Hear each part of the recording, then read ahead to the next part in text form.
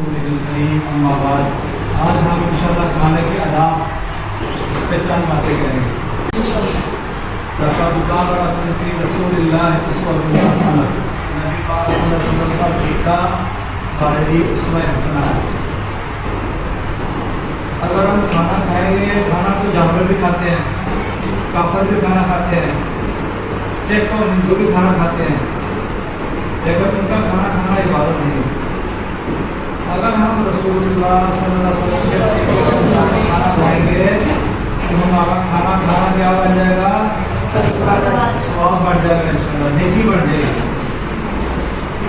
سب سے پہلے کھانا کھانے سے پہلے اپنے ہاتھ دھو لیں، پھر بسم اللہ پڑھ کر کھانا شروع کر دیں، پھر اپنے آگے سے کھانا کھانا ہے، اپنے ساتھیوں کا خیال رکھنا ہے، کھانا ضائع نہیں کرنا۔ دوسرے کے آگے سے ایک پلیٹ پہ 4 ساتھی بیٹھے ہیں، دوسروں کی طرف سے کھانا نہیں کھائیں گے، اپنی طرف سے کھانا کھائیں گے۔ بڑے ادب سے چھوٹے لقمے ڈالیں، کھانا یہ نہ ہو اتنا بڑا لقمہ ڈال دیا منہ میں چل جائے تو آدھا نیچے گر جائے۔ اور کچھ بچوں کی عادت ہوتی ہے نہ کچھ کھانا منہ میں ڈال دیا، کچھ کھانا کھانا وہ جو بچا نا ہاتھ میں وہ پلیٹ میں جھاڑ دیا۔ یہ کام نہیں کرنا، پلیٹ سے کھانا لیا ہے، کھانا کھا کے اور باقی جو ہے نا وہ ہاتھ پہ وہ جھاڑ لیں، بائیں ہاتھ پہ جھاڑ لیں، پھر اس کو دائیں ہاتھ پہ کر کے پھر اس کو منہ میں ڈالیں۔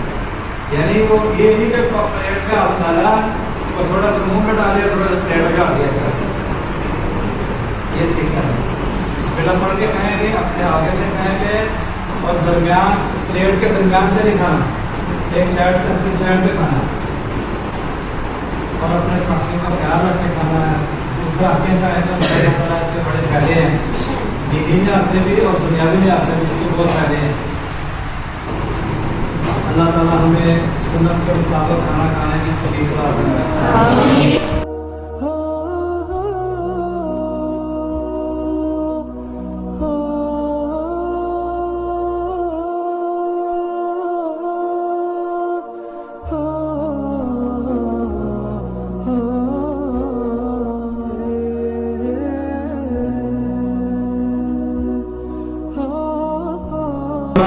ماشاءاللہ جی کھانا کھا رہے ہیں، اللہ تعالیٰ کھلانے والوں کی کاروبار میں عمر میں اللہ تعالیٰ برکت عطا فرمائے۔